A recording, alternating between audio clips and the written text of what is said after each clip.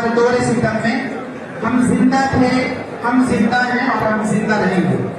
हमारा जिंदा रहने का जो एक नजरिया है वो इज्जत है, वो आबरू है, वो हमारी ईगो है, वो हमारी अना है। और अगर हमसे हमारी इज्जत छीन ली जाए, हमारी बहनों के सरों से दुपट्टा छीन लिया जाए और हमारे नौजवानों को उनकी शादियों में घोड़ी चढ़ने से रोका जाए, तो मुझे लगता है कि फिर हमारा जीना कोई जीना नहीं है। हम जिस मुल्क में रहते हैं, ये मुल्क आज से 78 साल पहले आजाद हो गया था, लेकिन क्या ये भी आजादी है इस मुल्क में कि आजादी के 78 साल गुजर जाने के बाद भी दलित लड़कों को घोड़ी पे सवार नहीं होने दिया जाता। अभी 2-4 दिन पहले की वीडियो राजस्थान से भी आ रही है कि एक दूल्हा जब घोड़ी पे चढ़ते वहां से गुजर रहा था तो एक औरत ने उसके ऊपर पत्थर मारे। इससे पहले की एक वीडियो और राजस्थान की सोशल मीडिया पे बहुत वायरल हुई थी कि एक दलित समाज का दूल्हा जो पुलिस मुलाजिम था, जब उसकी बारात निकली थी तो उसके बारातियों से ज्यादा पुलिस के लोग उसको प्रोटेक्ट करने के लिए वहां मौजूद थे। मैं बिल्कुल बिना झिझक ये बात कहते हुए मुझे कोई परेशानी नहीं है कि अगर पुलिस प्रशासन अपना काम ईमानदारी से करने लग जाए तो इस तरीके की घटनाएं पूरी तरीके से खत्म हो सकती हैं। लेकिन मुझे मोली में क्या हुआ ये बात बताने की जरूरत नहीं। सोनी भाई ने पूरी मुकम्मल डिटेल में आप तक वो बात पहुंचाई है। हम पहले दिन से जब 8 तारीख को हम लोग थाने में आए और जिस तरीके से पर्चा दर्ज कराया, उसके बाद प्रशासन से मिलने की जितनी भी प्रतिक्रिया रही, हम संघर्ष समिति के साथ हम लोग तमाम कार्रवाइयों में मौजूद रहे और हमने प्रशासन के ढीले रवैये को अपनी आंखों से देखा है कि FIR दर्ज हो जाने के 20-25 दिनों बाद तक भी प्रशासन लोगों को गिरफ्तार नहीं कर सका, तो समझ में आता है कि प्रशासन कितने दबाव में काम कर रहा है। तो हमारी भी इन तमाम बातों के बाद कुछ जिम्मेदारियां बचती हैं कि जिस मुल्क में हम रहते हैं, हम इसी मुल्क के बाशिंदे हैं और यहाँ हम इज्जत के साथ रहना चाहते हैं, लेकिन हम यहाँ इज्जत के साथ रहने नहीं दिया जाता। अभी आप एट्रोसिटी की अगर इस मुल्क में बात करें तो हर लम्हे यहाँ दलितों पे एट्रोसिटी होती है, हर लम्हे यहाँ मुस्लिमों पे और अल्पसंख्यकों पे एट्रोसिटी होती है। पहलगाम में एक घटना होती है जिसकी पूरा मुल्क निंदा करता है, लेकिन वो भी मीडिया सरकारी कारिंदों के तहत उसको सियासत के लिए बुला लेता है और वहां से एक नैरेटिव समाज में सेट कर दिया जाता है कि धर्म पूछा है, जाति नहीं पूछी।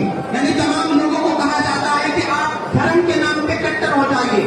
क्या कहा जाता है कि धर्म के नाम पे आपके दिमाग और आपके जहन में कट्टरता पैदा हो जानी चाहिए। समाज के अंदर किस तरीके का जहर और नैरेटिव फैलाया गया, मुझे बताइए कि जब वहां पे आतंकी हमला हुआ, इस मुल्क का कोई मुसलमान ऐसा हो जिसने उनके साथ हमदर्दी जताई हो? इस मुल्क के मुसलमानों ने कहा कि उनको फांसी के फंदे पर लटका दीजिए, उनको किसी चौक में जिंदा खड़े करके उनमें आग लगा दीजिए, आप पूरे पाकिस्तान को जला दीजिए। इस मुल्क के मुसलमानों को उनसे कोई हमदर्दी नहीं है। हमने इस मुल्क के लिए पार्टीशन में जब बंटवारा हुआ उस वक्त तो हमने पाकिस्तान को रिजेक्ट कर दिया था, उस वक्त तो हमारे पास ऑप्शन मौजूद था। हमने जब उस वक्त रिजेक्ट किया था, हमने पाकिस्तान को हमेशा के लिए रिजेक्ट किया। लेकिन पहलगाम के हंगामे के बाद, वहां के आतंकी हमले के बाद जिस तरीके से यहाँ मुसलमानों को परेशान किया जा रहा है, मैं दूर की बात नहीं करता, इसी शहर बिलासपुर में जिला यमुनानगर में मुस्लिम दुकानदारों को पुलिस प्रशासन ने कहा कि आप 2-4 दिन दुकान बंद कर लीजिए। इसी जिला अंबाला के शाह की चौक की बात है, साहिल खान नामी एक लड़का जिसके 2 भाई 13 में मुलाजिम है, उसकी दुकान पर पुलिस की मौजूदगी में तोड़फोड़ कर दी गई। यूपी के उत्तर प्रदेश के मुसलमानों को बाहरी मुसलमान बताया जाता है। यही समझ नहीं आता कि यहाँ का प्रशासन किस तरीके से सोचता है। इस मुल्क का कोई शख्स, चाहे वो कश्मीर से हो, चाहे वो कन्याकुमारी से हो, किस कानून में पुलिस प्रशासन को और आम नागरिकों को यह अधिकार दिया है कि उनको बाहरी बताया जाए? लेकिन पुलिस प्रशासन की मौजूदगी में मुसलमानों की दुकानें तोड़ी जाती हैं, उनमें आग लगाई जाती है। अंबाला के बलदेव नगर में जहाँ हरियाणा के बड़े बड़े मंत्री बैठते हैं, बीजेपी के बड़े बड़े मंत्री उसी शहर में बैठते हैं, वहां पुलिस प्रशासन की मौजूदगी में मुसलमानों की दुकानें तोड़ी गई, मुसलमानों के खिलाफ धार्मिक नारे लगाए गए और वहां की पुलिस इस बात का इंतजार करती है कि कोई हमारे पास इनके लिए कार्रवाई कराने के लिए आएगा।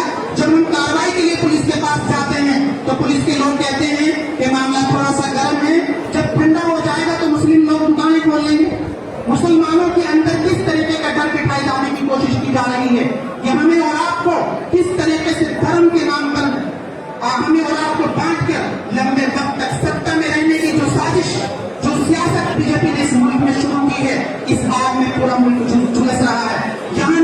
हॉस्पिटल की बात की जाती, न कॉलेज की बात की जाती, न स्टूडेंट्स की बात की जाती।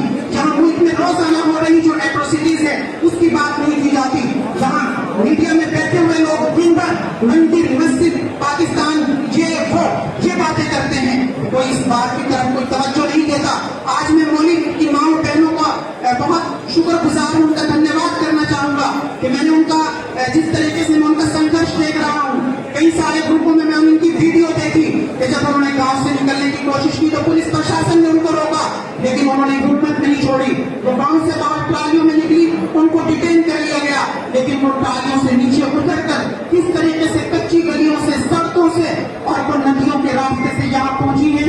मैं उन तमाम माओ बहनों का शुक्रगुजार हूँ, उनका मैं धन्यवाद देना चाहूंगा। ये इस तरीके के ऐसे आंदोलन होते हैं जो तारीख बदलते हैं, जो बताते हैं कि इस मुल्क में जुल्म के खिलाफ जब कोई खड़ा होता है, इस मुल्क में नहीं पूरी दुनिया में जब लोग ये ठान ले इस बात को, अपने जहन के अंदर इस बात को पैरम कर ले, पुख्ता अपने जहन के अंदर इस बात को कि हम अब जुल्म नहीं सहेंगे, तो फिर ये सरकारें झुकलाती हैं, ये प्रशासन झुकलाता है और फिर वो काम होता है जो हम चाहते हैं।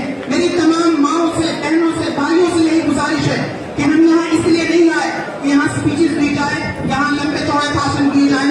हम यहाँ इंसाफ की लड़ाई लड़ने के लिए आए हैं। हमारी किसी भी समाज से कोई लड़ाई नहीं है, हमारी राजपूत समाज से कोई लड़ाई नहीं है। राजपूत समाज के खुद मेरे बहुत सारे दोस्त हैं जिन्होंने मुझसे कॉन्टेक्ट किया और उन्होंने मुझे कहा कि वाकई जो घटना हुई है वो बहुत निंदनीय घटना है, वो बहुत गलत हुआ है। तमाम लोगों को अधिकार है, तमाम भाइयों को अधिकार है कि वो अपनी शादी को जिस तरीके से संपन्न करना चाहते हैं करें। क्या उन्होंने किसी दूसरे समाज से इस बात की उम्मीद की थी या उन्होंने उनसे मांगा था कि हमें पैसे दीजिए? उन्होंने अपने पैसे से शादी कर रहे हैं, अपने घर में शादी कर रहे हैं, उनके अपने रिश्तेदार आ रहे हैं, लेकिन किसी ने इस बात का क्या किसी को अधिकार है कि कोई इस तरीके से घोड़ी चढ़ने से रोके? और फिर उसके बाद जिस तरीके से पुलिस प्रशासन ने ढीला रवैया अपनाया और जो मुजरिम है उन मुजरिमों को गिरफ्तार करने की बजाय हमारे साथियों को डिटेन करने का सिलसिला शुरू किया। मुझे पता चला कि हमारे साथी कमल राणा को डिटेन कर लिया, प्रदीप भाई को डिटेन कर लिया, रात रायपुर रानी टीम के कई सारे साथियों को डिटेन कर लिया। अगर पुलिस प्रशासन जितना जोर इस आंदोलन में आने वाले साथियों को रोकने के लिए लगा रही है, उन मुजरिमों को पकड़ने के लिए लगा देती तो आज यहाँ न इतनी भीड़ को जमा होना पड़ता, न पुलिस प्रशासन के सैकड़ों लोगों को इस तरीके से गलियों में खड़ा होना पड़ता, न पुलिस को 3-3, 4-4 नाके नारायणगढ़ से लेकर इन रास्तों में लगाने पड़ते। लेकिन समझ आता है कि पुलिस प्रशासन किनके दबाव में काम कर रहा है, पुलिस प्रशासन किस तरीके से अगर चाहे कि हम फिर इन्वेस्टिगेशन करके तमाम लोगों को गिरफ्तार कर लें। SC/ST में मुकदमे दर्ज है, माओ बहनों के कपड़े फाड़े गए हैं, शादी रोकी गई है, जो घटना है वो तमाम लोगों के सामने है, लेकिन पुलिस प्रशासन फिर भी इस बात का इंतजार कर रहा है कि इसमें और कोई बड़ा नुकसान हो जाए। तो हमारी जो भी पूरी संघर्ष समिति की टीम है, हम लोग कोशिश यही करेंगे इस मामले में मुकम्मल तरीके से इंसाफ हो और जब तक इंसाफ नहीं होगा, सुनील भाई ने आपको बताया है कि आंदोलन घंटे 2 घंटे का नहीं हुआ करता, घंटे 2 घंटे 4 घंटों में तो शादियां खत्म हुआ करती हैं, घरों के प्रोग्राम खत्म हुआ करते हैं। आंदोलन तो सालों चल जाते हैं, महीनों चलते हैं, क्योंकि आंदोलन किसी एक बंदे के लिए नहीं होते, किसी एक शख्स की जात के लिए नहीं होते। आंदोलन किसी एक समाज के ऊपर हो रही प्रताड़ना को खत्म करने के लिए होते हैं। और ये जो हमारे यहाँ भी जातिवाद जिस तरीके से तेजी के साथ फैल रहा है, इस जातिवाद को खत्म करने के लिए ये आंदोलन जब तक भी चलेगा, हम इस आंदोलन में इंशाल्लाह कंधे से कंधा मिलाकर आप लोगों के साथ खड़े मिलेंगे। मेरी बातों के साथ अपनी बातों को खत्म करता हूँ और आप लोगों के साथ आखिर में एक बात में आप लोगों को जरूर कहूंगा कि कोई भी हमारा साथी अनुशासन न करे। हम संविधानिक लोग हैं, संविधान को मानने वाले लोग हैं, हम इस मुल्क के रक्षक लोग हैं। इस मुल्क की जमीनें, इस मुल्क की जो भी सरकारी प्रॉपर्टीज है, उसको